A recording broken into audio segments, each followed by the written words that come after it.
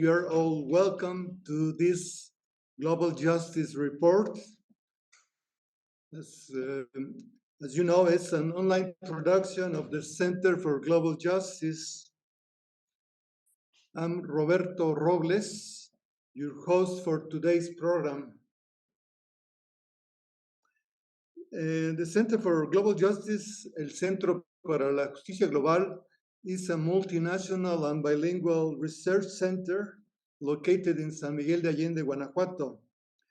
The center is devoted to research and learning for a better world and empowering solidarity economy.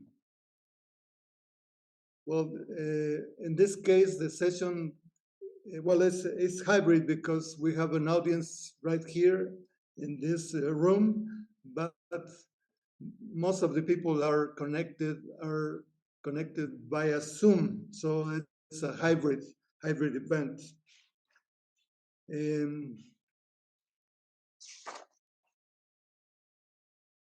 Well, let me talk to you a little bit about the theme, today's theme, that is by Zoom. So it's it's a movement towards food sovereignty. In a few words, cooking and eating are daily activities of human beings. But are we really aware of what we're eating? Do we know where our food comes from and how far is it transported? Are we aware of the implications of our food systems in regard to our health, ecology, and climate change? Well, Mario Fernández, our speaker for today, will discuss the movement toward food sovereignty that is gaining momentum worldwide. And just a few words of Mario. Mario Fernández Zarza is a professor at the School of Tourism and Gastronomy at the La Salle Bajío University in León, Guanajuato. His areas of research are localized agri-food systems, rural sociology, food consumption, culinary skills, and gender. So, welcome, Mario. You can start your presentation. Thank you very much.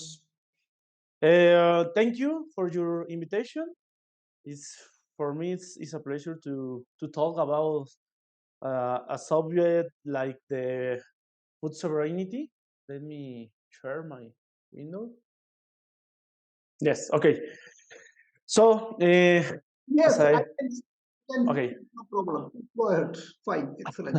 An apology, but my English is not very good, but I will try to do my best. If you don't understand any word, I will appreciate if you could tell me about it. So, the main subject of this lecture, I call Insights on Food Sovereignty. Also, I will talk about the cook, but the main topic is food sovereignty. Yeah, and today I would like to share some reflections about it. These reflections comes from several projects that I have been working for, I don't know, maybe 6 years or almost 8 years. And these projects, I was working in CONACYT in many territories of Mexico and in Spain. So I have some good thinkings about this subject that is soberanía alimentaria, food sovereignty. Currently, we are working on a project called Caminando hacia la soberanía alimentaria en México, fortalecimiento de 10 territorios red agroecológicos. This is the subject in Spanish, but it's all about how can we strengthen the agroecological process in all the national territory. So this project is funded by the National Council Humanities, Science, and Technology of Mexico, and as I said, seeks to strengthen the agroecological process that are being developed in Mexico for reinforcement the food sovereignty. The structure of this presentation is I will start with a context. Then we will discuss about food paradox. Then reflections. We are talking about complexity, something like Roberto said at the beginning of this presentation. I work in some issues like the gender and my final reflections.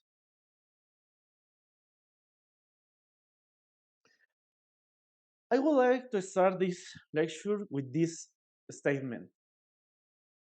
You can read this research established that in the future, maybe the future is today, the man with all this word, only the man, will be fed with a small package of chemical products, which he could carry on in his jacket. This is an idea that, for me, it's controversial because you think this is really true. It is true what this researcher said, and what do you think? Do you think that this research took into account other social issues, cultural issues that develop around the food when we share the table, when we cook? It's easy to get some foods just from a small package. I don't think so. This is a simple way to see the food and just to nourish our bodies, and that's all, no? But I I don't I don't think so. And this type of phrase comes from the old ideas which state that the rural and all the cultural, all the sociological issues around the rural was considered as something that was stuck in the time and a space that needed to be rescued. Over the years, this statement has been changed, and rural was even considered as a necessity. Today, when we speak the rural, we can see that it's a dynamic that is present in all territories and not only in the areas of our food system. So, when we talk about food, we also can talk about the rural because we always link these two issues.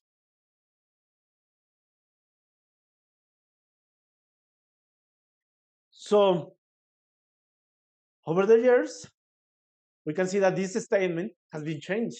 We don't talk about only a food package in a small bag. So this statement. So we are living in a new scenarios with new lifestyles, urban life, longer working hours, urban relationships, uh, where new lifestyles prevail and where the process within agri-food systems are also changes, no? Agri-food system process, significations, knowledge, relationships, production, consumption, etc., etc., etc., are changing. So we live in new context, and in this new context, we can see a food paradox. This paradox um, comes from the food system. When we think about other relationships from the production field to the table, we reflect, we see it in another way, all the persons, all the people that is involved in this system, in this food system. but also we are looking where we are uh, linked to the valorization of local as a food paradox, because we are we are now talking about the local knowledge, the biocultural heritage. We are talk about the local food, like the geographical indications, like tequila, like mezcal, like the coffee, etc., etc.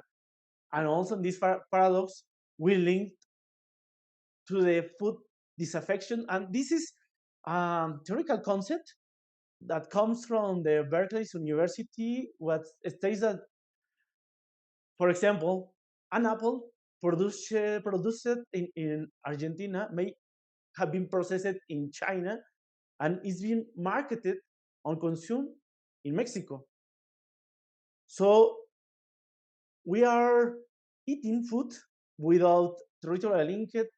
We are eating food less fresh, ultra processed. So, and this is at the same time with others to get the food or ways to to buy food. So, but we are also living in a world with some trends. These trends like organic, vegan, locavore, a concept from Canada. Trends like always looking for quality, many times of quality, and eco, no, etc. So we are living in this food paradox, and it's expressed in many ways. So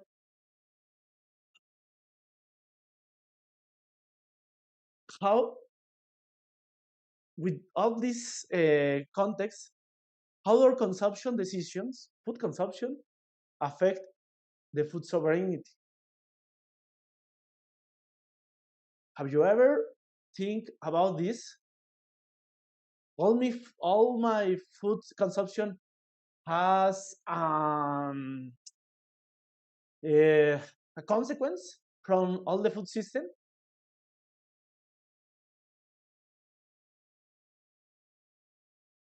And the answer is yes, because when we cook and eat, we are uh, we're facing cross-cutting relationships. These relationships are related with the health, with the food justice and sovereignty, with the food educations, with the time of people, with the food access, and with some issues so important for me, with the culinary skills, with the food waste. And we don't forget the territory and the gender, and we were talking about more than with the gender uh, later. So these food consumptions are related to these issues. So we also can ask some requirements like the uh, time management, culinary skills and techniques, the mobility and logistics for all the food, the social impact of this food, and the gender equity. But there are many peoples that are uh, doing some actions, uh, trying to fight all this injustice, all this, or fight or find a new way to get food, to get new relationships between the agri-food systems. So all these uh, considerations are part of the consumer groups, markets and local triangles, alternative food networks, and new ways to guarantee the food, like the participatory guarantee systems, that all are uh, are the basis of the that like one research from the from New York states like the food politics in order to make a critical consumption. So it's so important all these movements because it's a new way uh, to see the relationships into the agri-food system. But when we talk about food and to cook the food, we are always asked to what about the gender, no? So in a heteropatriarchal society, what really supports life is invisible to society because to in order to eat something, we have to buy, we have to cook, we have to clean, we have to prepare some food, etc., etc. So when we are talking about cooking and eating and food sovereignty, Bowen, Brenton, and Elliot established that back to the kitchens to change the world is a delicious illusion, as well as moralistic and elitist that impose on the woman the entire burden of food management. All the work that needs to get food is made by women. So it's difficult that we think about return to the kitchen or back to the kitchens as the old way. We need to find a new way to return to back to the kitchens, to back to cook, to back to eat a well or a health food. Yeah, what does this have in relation to food sovereignty? And I have a picture from the beginning of the COVID crisis. So this picture is amazing. uh, you can look how this food is empty. No? This all supermarket sell the food the ultra processed food there. So it's amazing this picture. So when we talk about cook and the relationship between food sovereignty, we can see or we can talk about how my cooking skills or my eating habits could help to find a new ways to buy food because um, when we produce or when we buy vegetables, fruits, etc., we need to cook and we need to know how to cook. So it's very important to relate all these two issues because for what that say La Via Campesina, but the right to each nation to maintain and develop its own capacity to produce people's basic foods. But for produce this food, we need to know how to cook. So it's very, very important.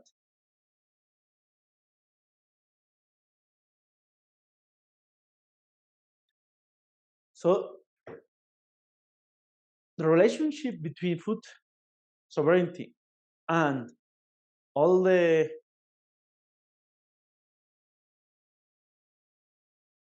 issues that I was talking about is because when we cook something, we are held or we are um, introduced in our family a political issue because maybe we are helping to democratize all the agri-food system. We are paying more or pay better for a food, for a vegetable, for a fruit, etc. But if we think about gender, we are also helping to the social because we are there's in a redistribution of the tax in the house. We are reproduction of knowledge, reproducing knowledge. Sorry, with cooking skills, and when we avoid to buy some ultra processed foods, we are also thinking about environmental because we are reduce waste. We are avoid all the package, all the distribution, etc., etc. And also we are transforming some vegetables, some fruits, and this is more helpful for us.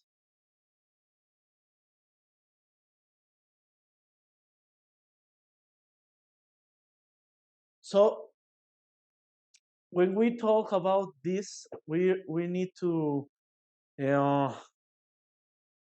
put on the table if my food is delicious for me, also is delicious for the planet, also is delicious for all the family's health, and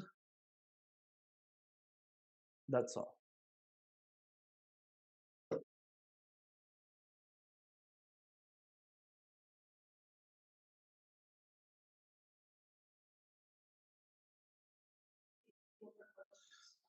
Okay, thank you very much, Mario. And well, now the set is open to questions and comments that you would like to raise. Mario is welcome to, to receive all your suggestions. Do you have any in particular? Shall I raise some Mr. issues? Joss? Yeah, please. Yeah. I'm Jos Chathukolam from No, India. Well, Can you now hear? the session is open to questions and comments. And I Yeah. guess your Dr. Joss has Yeah. the first Yeah. one.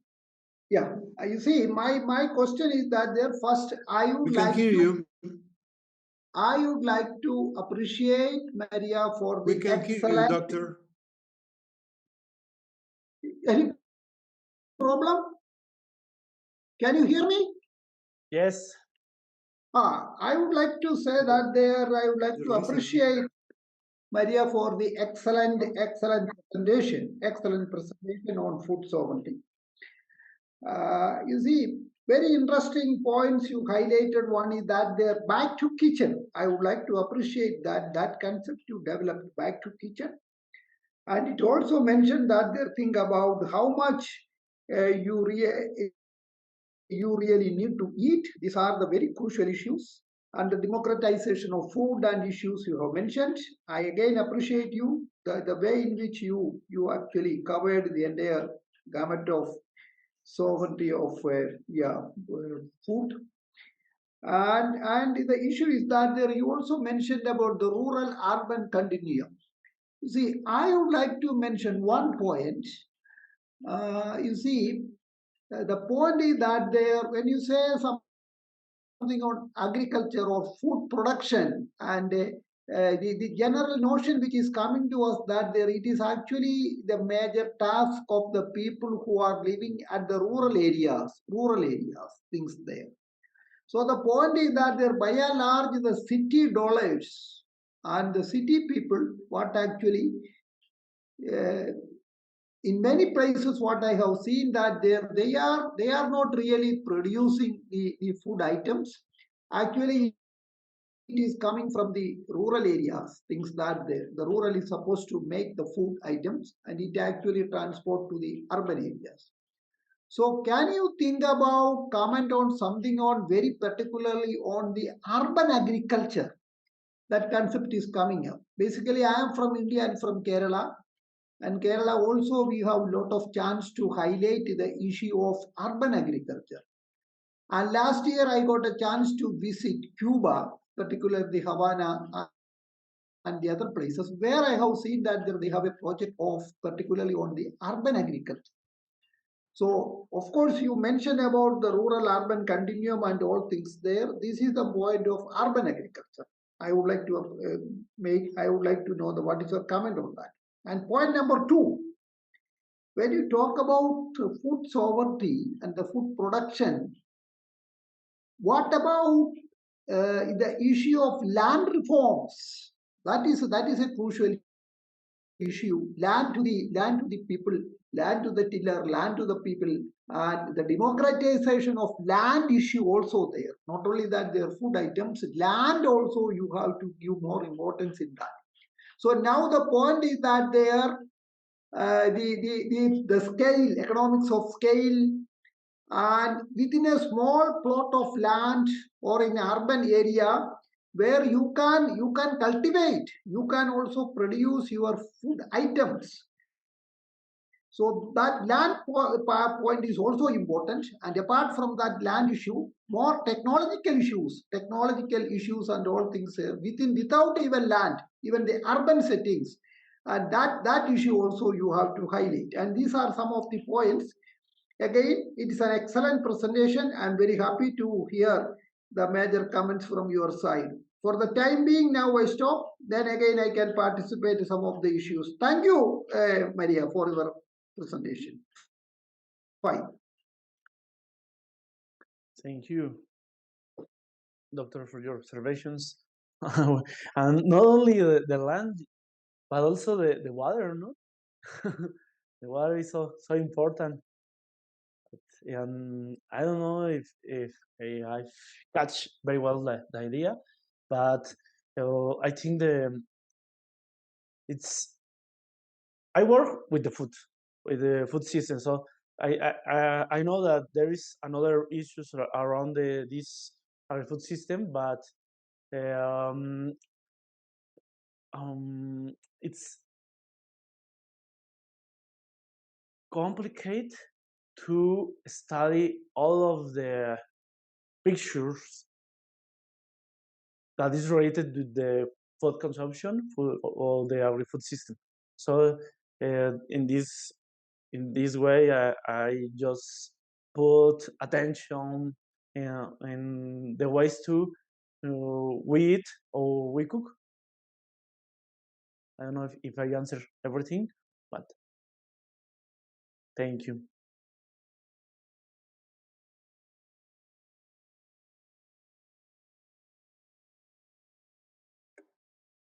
Yes, Mark, go ahead. Mario, thank you for your presentation. The questions that just got raised and that you commented on in terms of land and water, to me is somehow core to the issue of sovereignty and equity. I mean, equity at the you focus appropriately on gender equity in terms of both the work of food production and cooking, etc. But also, I'm sure you would give emphasis to consumption, because in some contexts where there's not enough food, the female would make sure that the children are fed, and probably the male members of the household, and maybe there's something left over. But the question of equity across other dimensions, rural urban. You mentioned. Uh, I don't know. Would you want to comment more on the issue of equity as it connects to sovereignty? Yes, thank you, Mark. There's a study made. I don't remember it well, but I think it was made in Peru, where uh, the researchers demonstrate that all the biodiversity of potato sur- survive thanks to the woman. So it's very important because when we think, for example, in Mexico, about all the cultural foods or local foods like tamales, tortillas, mole, etc., etc. But the many different types of these foodstuffs uh, are linked to a specific corn or a specific variety of vegetable that is not marketed in this supermarket or in this uh, large large spaces, etc. So the woman has a crucial role to maintain this kind of uh, vegetables, fruits, uh, uh, foods, etc. Because all the family looks for these familiar flavors or familiar or cultural flavors. So it's that maintains these flavors of these foods, maintains all the food sovereignty, local food sovereignty. So it's very impressionant when we can see these relations between the cook area and the production area, but not the large production area. The small production area that is controlled by the woman. That's it.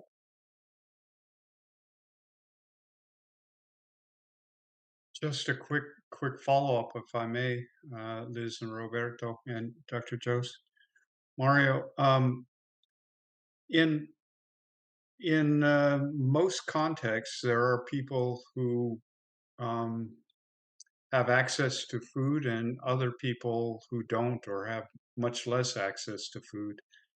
I've just been reading recently that during COVID, um, in the US, there was some federal programs that provided food to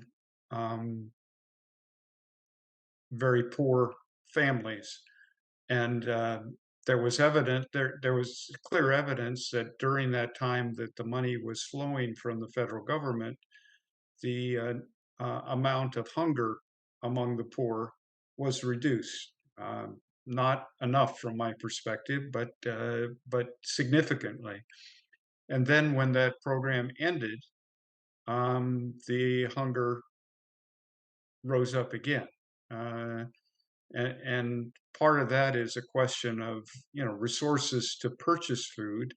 I suppose there could be resources used to help build urban agriculture and that kind of stuff, but that's not what the program was.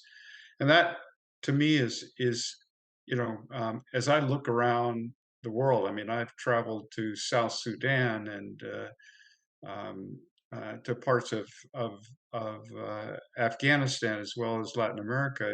I mean, everywhere you see people who have, I would say, too much to eat, and some people who have too little to eat, if anything. During, I mean, the idea of 3 meals is not exactly the norm in many contexts. So that's part of the issue I was raising, in addition to gender. That's the food access. It's a hard problem because when we read some reports, we can um, look for where the world wants to go, because always say there is not enough food to feed all the people. But for me, it's not true, because uh, there is an unequal relationship between global north countries with the global south countries. So it's it's the truth. so so there is a chef from France that noticed this problem, and he wrote a book that state the we are when we choose a food, we are making a vote for many, but not only choosing a food, also choosing how many food we are eating, because sometimes we eat a lot of food, but well, but we really how do you say? But it's not necessary that portion of food for all the people. So it's important when we eat, look how many foods we are eating, and to think about where other people don't have any food source. And we are looking with this migration problem, because we in Mexico, in many cities of Mexico, we can see many people that it's on the streets and they don't have any to eat. So I think it's a big problem for that reasons. Thank you.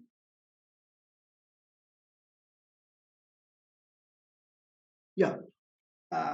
See, yeah, yeah, yeah. Mark Ginberg, you are right. What I could see in India, you see, it's a problem of what you said, overeating, excess eating, and some people there is nothing to eat. As a result, what is the problem is that there in the Indian context, I just like to talk to that there. See, one side we have a obesity thing is there, and another side actually we have the kind of anemic versus obesity because of excess eating and the nothing to eat. These kind of contradictions, it is there in almost every society. This is there. In that context, the food sovereignty is very crucial issue.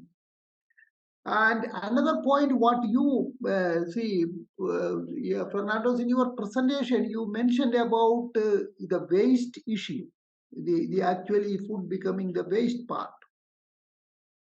What I could see again in Cuba, in one side, what happened, Cuba is actually facing a lot of problem in actually producing the food materials, and food scarcity is there in the one side in the Cuba, what I have seen. In the another side, especially when the restaurant and all things there. Yeah, Lisa was also with us. This was also with us in Cuba.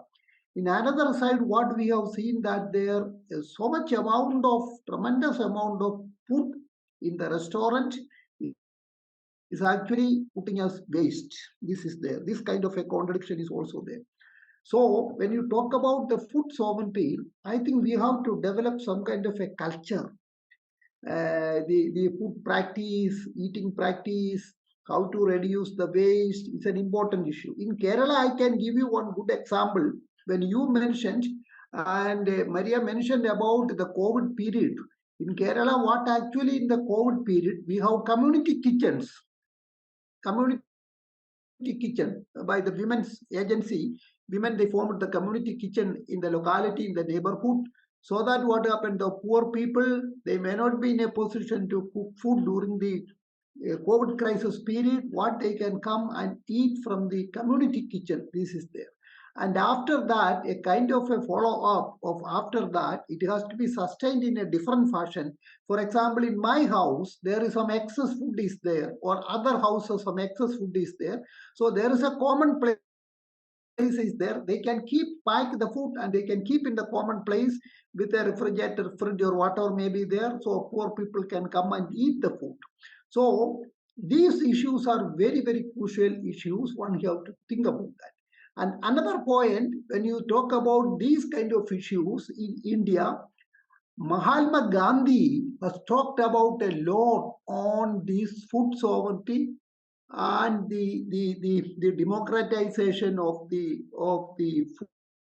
food and food materials.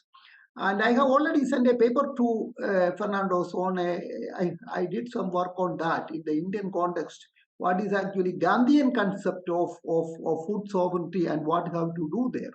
So Gandhi was seriously searching for a low cost a kind of a nutritious food so that he can address the food problem for the entire population. So some kind of philosophical kind of understanding is also very much needed to address the issue of food sovereignty. Thank you. Fine.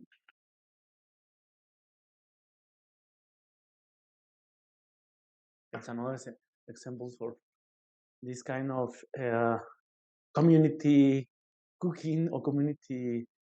How do you say? I know another experience from Spain. This is when we in the city when we shared some how do you say topper shared topper, and we can cook for the people that don't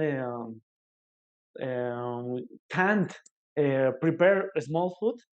They prepare a lot of food so they can share their food. So it's interesting, this kind of experiences.